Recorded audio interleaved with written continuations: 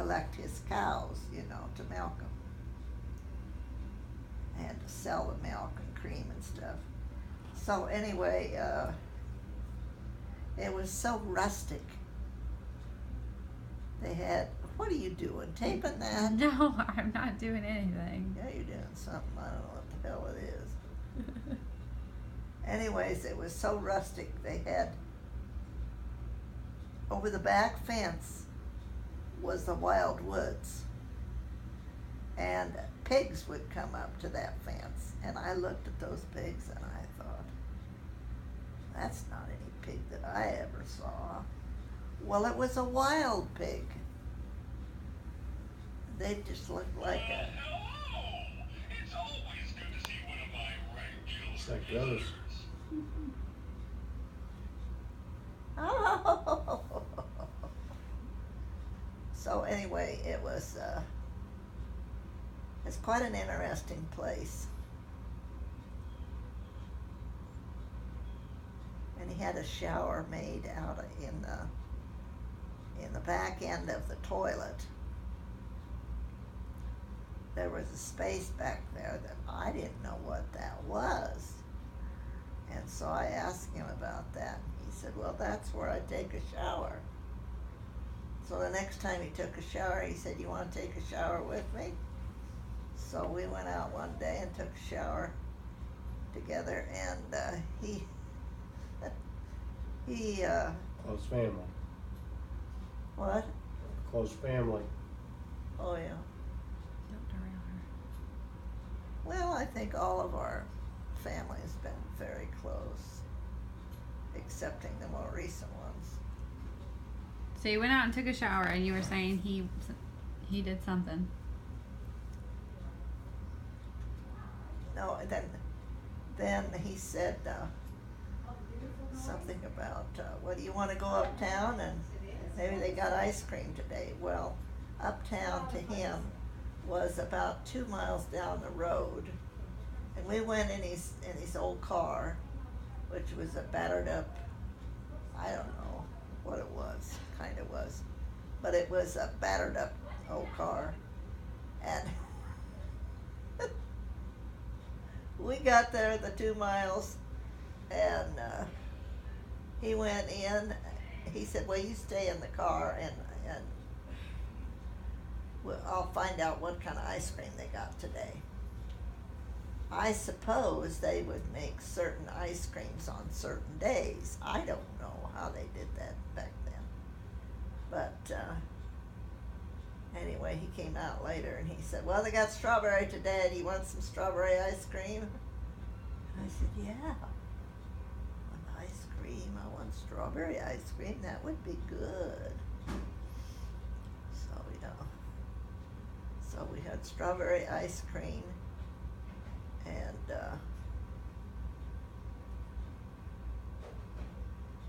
it seemed like we went down the road a different way then to get home. I guess we went around a big block. I know in later years why Dad would go over there and go on different roads to get to their old homestead.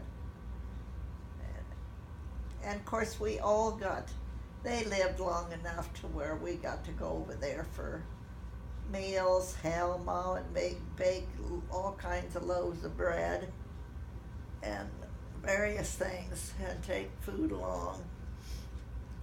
But when he was in high school, he worked in a bakery down in Creston, Iowa. You know where Creston, Iowa is? No. Well, it's a little burg that's more than just a little burg. It's a pretty good size for a little town. And it had bakeries, and it had all kinds of places.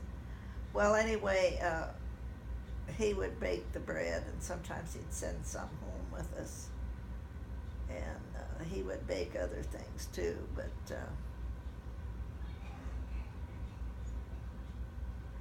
it was always fun to go there because these were older people, and they did things differently, Mm-hmm. They talked differently. and they walked differently. But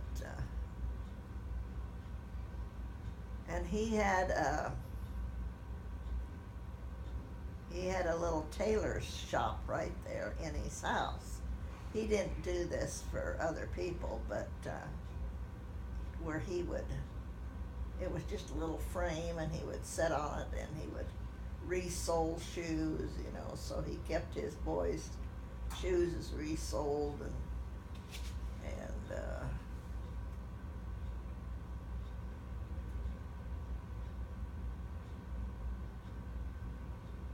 the patches on their shoes and clothes fixed, because it had a frame on it where you could put things over it and it would hold it still. Had a crank so you could hold it with a vise like in there. And I don't know, that was a different place, a different town, I mean a different time.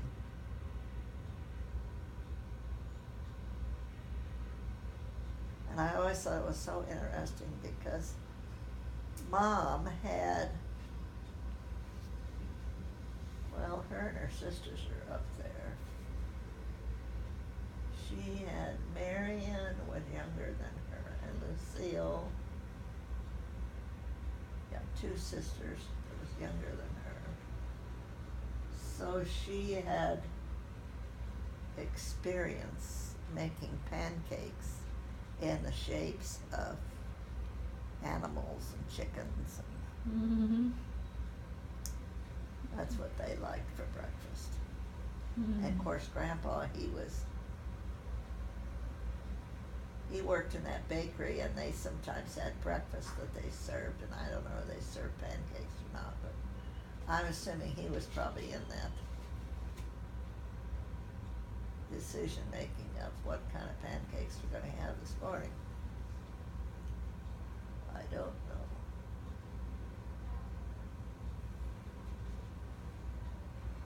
But that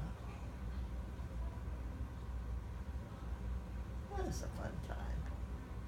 You know, we didn't live in the city where there was cars rushing down the road, stopping at the stoplights or the stop signs with a screeching halt.